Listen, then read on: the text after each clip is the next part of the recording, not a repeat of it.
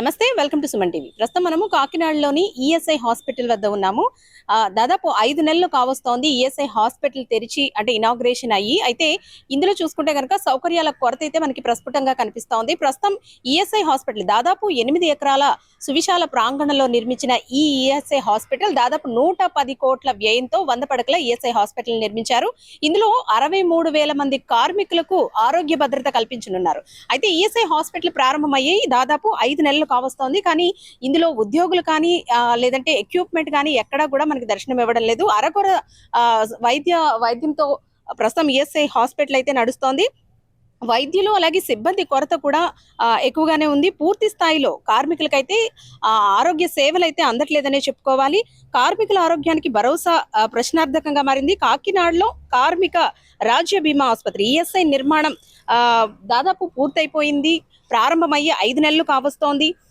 కానీ ఎక్కడా కూడా మనకి పేషెంట్స్ అనేది ఎక్కడా కనిపించడం లేదు. ఎందుకంటే లోపల వైద్య సదుపాయాలు అంతంత మాత్రంగా ఉన్నాయంటూ కూడా చాలా మంది చెబుతున్నారు. ఇప్పటి వరకు ఈఎస్ఐ హాస్పిటల్కి, సుదూర ప్రాంతానికి ఈఎస్ఐ హాస్పిటల్ కోసం వెళ్ళేవారు. అంటే రాజమండ్రి కానీ లేదంటే అటు వైజాగ్ కానీ ఈఎస్ఐ హాస్పిటల్ కోసం వెళ్తూ ఉండేవారు.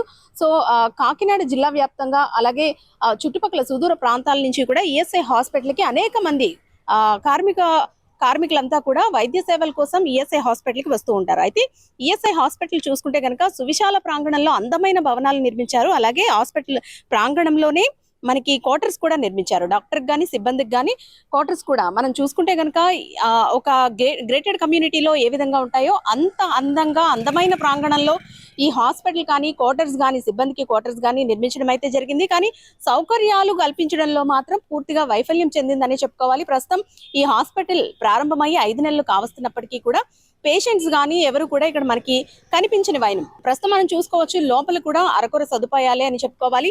ఎలాంటి వైద్య పరికరాలు కూడా ఇంకా పూర్తి స్థాయిలో అందుబాటులో లేవు. అలాగే వైద్యులు కూడా ఇక్కడ వైద్యులతో పాటు అదర్ సిబ్బంది కూడా మనకి ఎక్కడా కూడా కనిపించని పరిస్థితి.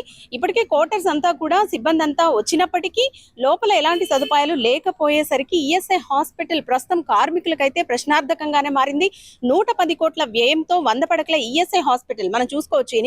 8 ఎకరాల సువిశాల ప్రాంగణంలో కాకినాడలోని సాంబమూర్తి నగర్ లో ఈఎస్ఐ హాస్పిటల్ అనేది నిర్మితమైంది. అయితే దీంతో 63,000 మంది దాదాపు కార్మికులు ఇక్కడ ఆరోగ్య భద్రత కలుగుతుందనే భావించారు. కానీ ప్రస్తుతానికైతే ఇది ప్రశ్నార్థకంగా మారింది. ఎందుకంటే 5 నెలలు కావస్తున్నప్పటికీ కూడా లోపల ఎలాంటి ఫెసిలిటీస్ లేవంటూ కూడా కొంతమంది ఇక్కడికి వచ్చిన వాళ్ళంతా కూడా చెబుతున్న పరిస్థితి. మరి ఎప్పుడు ఇందులో సౌకర్యాల కల్పన కానీ సిబ్బందిని నిర్మించడం కానీ చేస్తారు అనేది మాత్రం మనం వేచి చూడాల్సిన అంశమే. ప్రస్తుతానికి చాలా మంది కార్మికులు ఈ హాస్పిటల్లో వైద్య సేవల కోసం వచ్చి వెనుదిరుగుతున్న పరిస్థితి. చిన్న జ్వరాలు, జలుబులు, చెవి నొప్పి, తలనొప్పి ఇలాంటి చిన్న వాటికి మాత్రమే ప్రస్తుతం వైద్యం జరుగుతుందని అయితే మనం చెప్పుకోవచ్చు.